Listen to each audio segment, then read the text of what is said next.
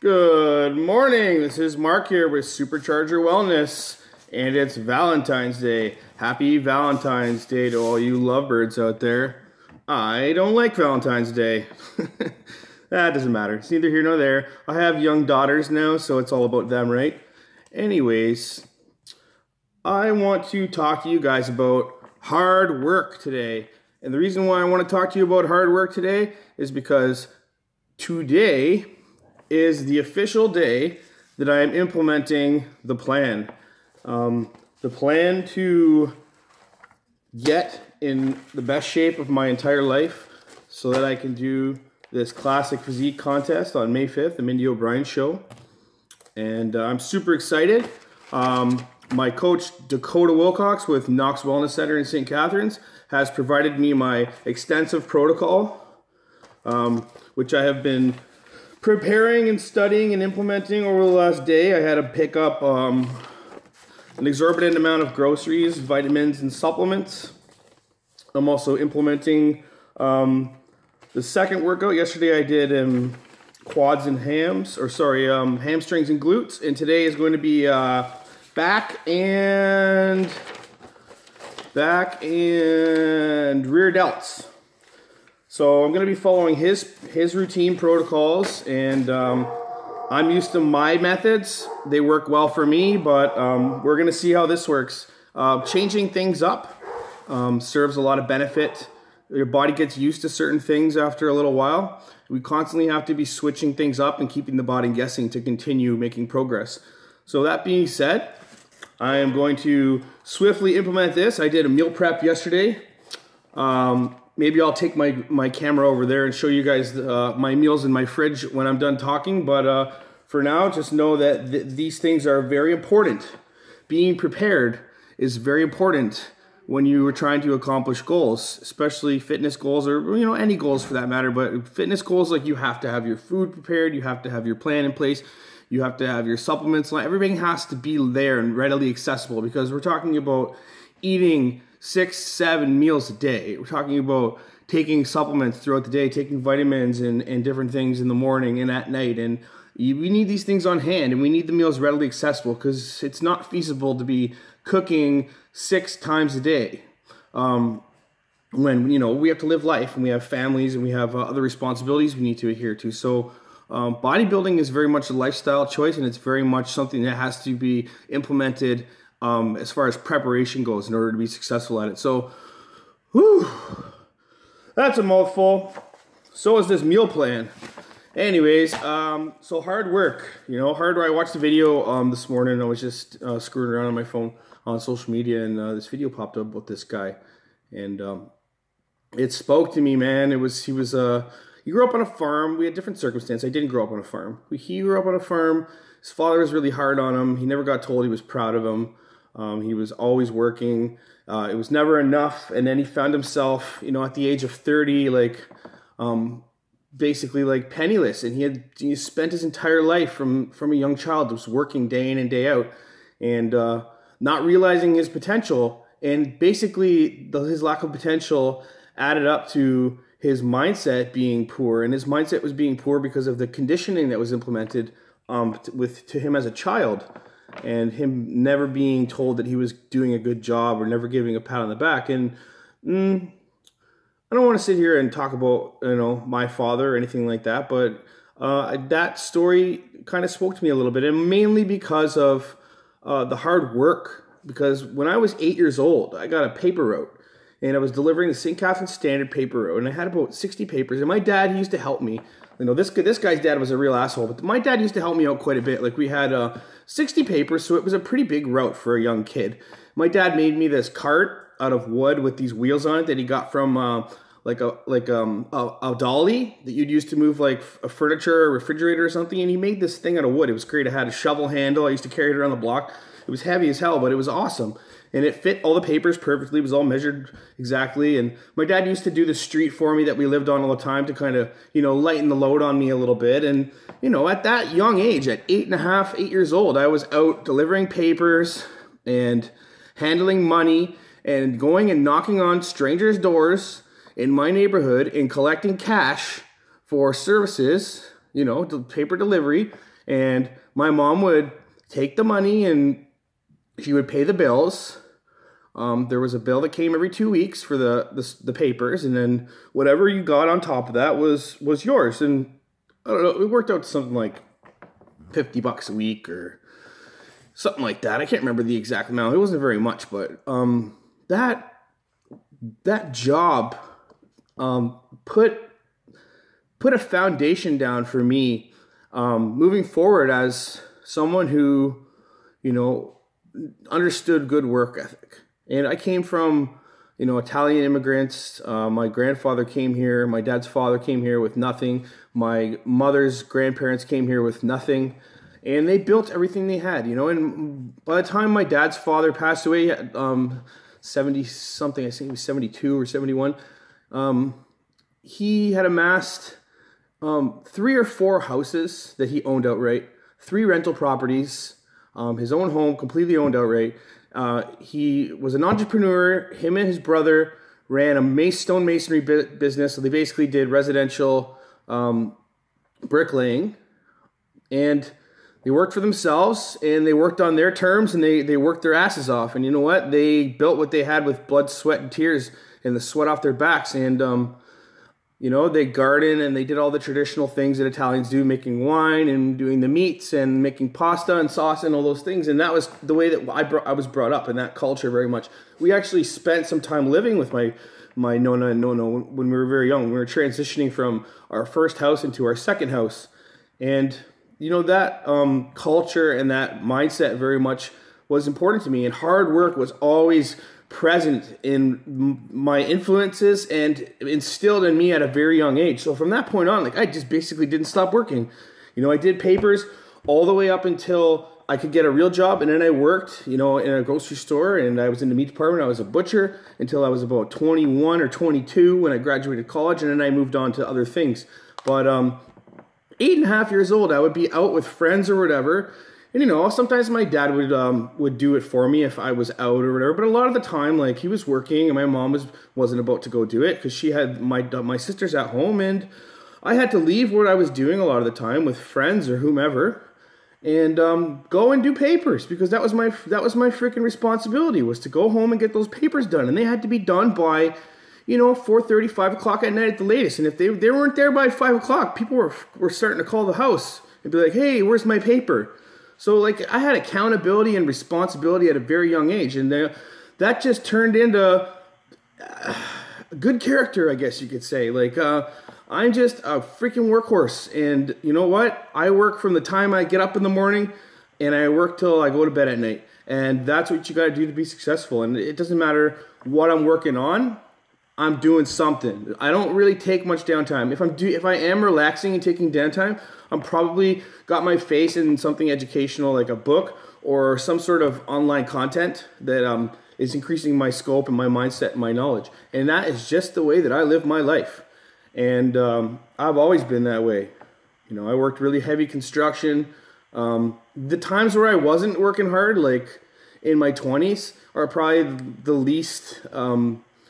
the times of my life that I'm least satisfied with, the times my life that I look back and say, you know what, I wasn't happy at those times of my life. I'm happy when I am hustling, when I'm grinding, when I'm earning money, when I am making a difference and making moves and helping people and doing these things. And I take a sense of pride in the work that I do. And you know what? All this stuff translates directly into fitness, because you cannot stop me. You cannot stop someone who has no quit in them.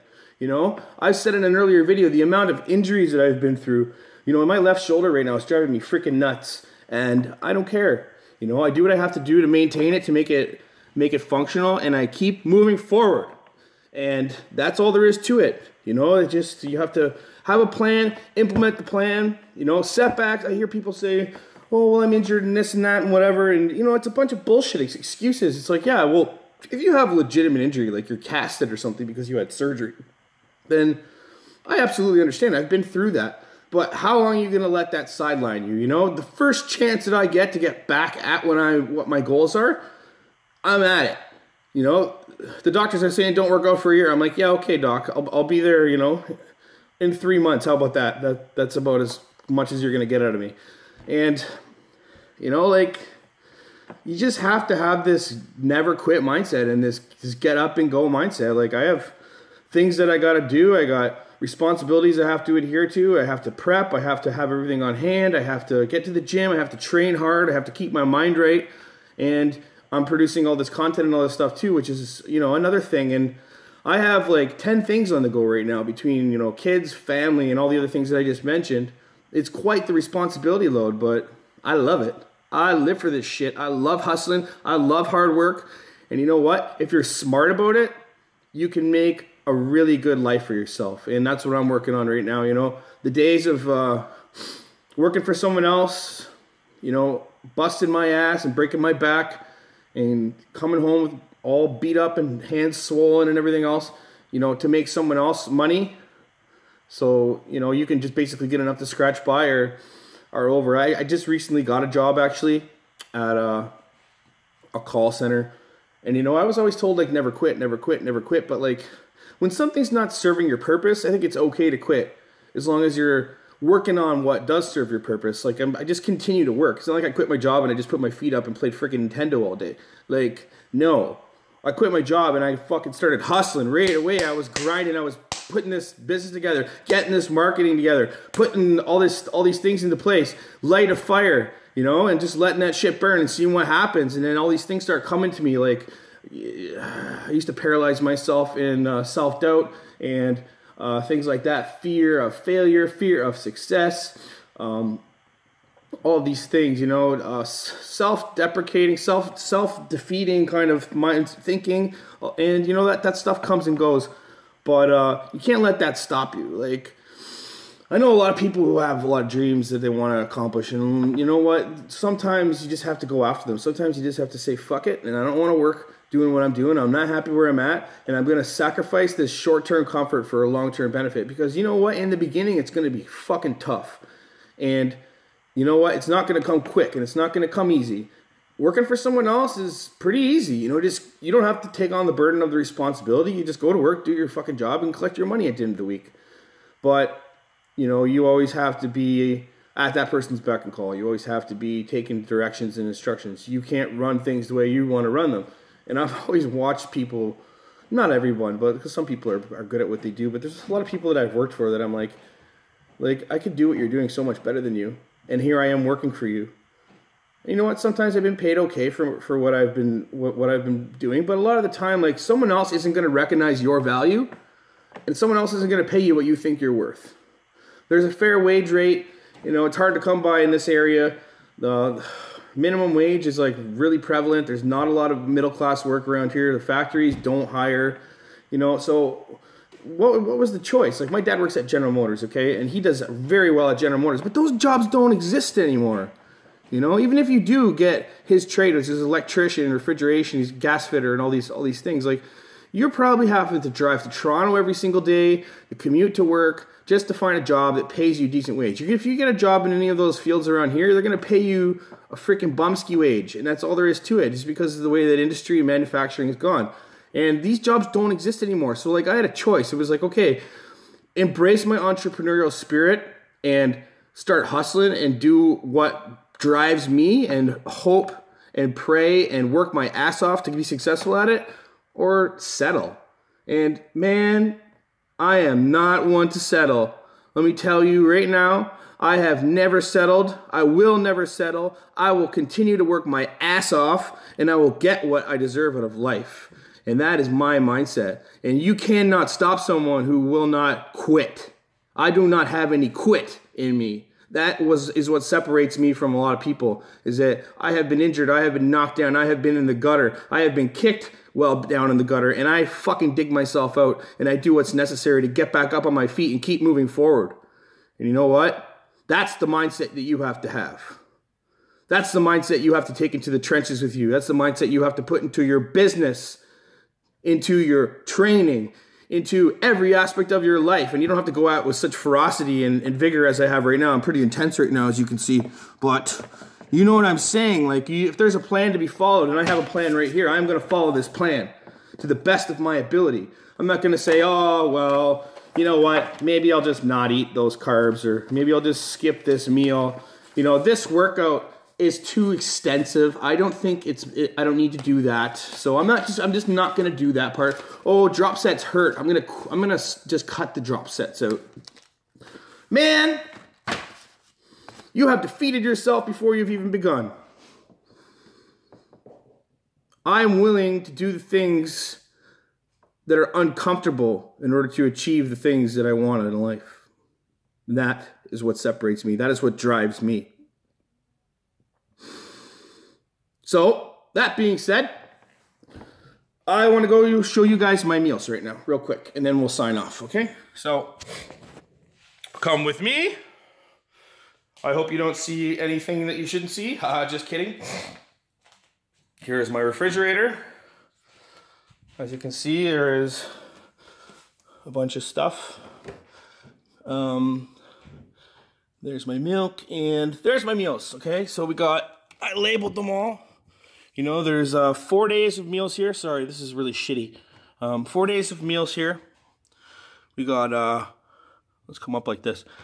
Meal 2, Meal 3, and Meal 4 stacked up. Meal 6 I'm going to make at night because I'll be at home anyways relaxing, so that's not a big deal. But I've got 12 meals prepared here, or 4 days of meals. This is meal 6 here, this steak with some carbs and some fats. I got my eggs and my egg whites. There's more egg whites, supplements, and yeah, so that's that. And you know what? It took me like an hour and a half last night, and it didn't really cost that much money. You know, I probably $2.50 a meal, maybe something like that, and that's done. So I'm good for 4 days. So today is Wednesday. Saturday I will have to do some more meal prep for Sunday, Monday, Tuesday, Wednesday, and that's what it's going to be like for the next 12 weeks.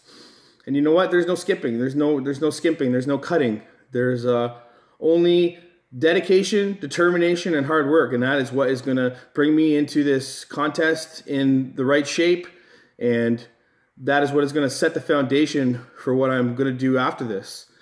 And the only regret is the regret that you have when you say to yourself that you could have done more, that you could have put more into whatever that you're doing, that you gave a half-assed effort, that you procrastinated, that you were lazy. Or some people are just so fucking delusional that they lie to themselves and tell themselves they did a great job and give themselves a pat on the back when they really didn't do shit. And I feel sorry for those people, but you know, I want to go into this, even if I don't get first or second or whatever, I want to go into this knowing that I tried my best. I gave it my all. I prepped. I did everything that was asked of me. And, you know, I probably went over actually on what was asked of me. I would probably exceed the expectations. And that is the way I live my life, friends. Okay, so I'm ranting. I want to say to everyone, happy Valentine's Day. I want to give a shout out to my coach, Dakota Wilcox at Knox Wellness Center. He has been so gracious and so great to me over the past, you know, a little while as a friend, mentor, coach, associate. You know, we have a really good relationship, a really good working relationship, and I can trust him and rely on him. And shout out to Dakota. Shout out to Alan Ferguson at Pump Supplements, who has taken me under his wing in an ambassador role, and I am promoting his business as well. He's got really good supplements, everything that you need. You can get there at a fair and good price. And he's a really great guy too. He's got a young son that he's supporting as well. And you know, let's support local business. And he's also got his heart warmer shake, which I posted on Instagram today, which is like a fruit, berry, cinnamon heart kind of shake. I had one yesterday. It was quite delicious. And so head in there and try out your heart warmer shake. And I hope everybody has a great, happy, and fulfilling Valentine's Day with their person, whether it's a spouse or a relationship or just your kids or your mother or whatever it is. But peace and love. Happy Valentine's Day. Work your ass off. Let's get supercharged.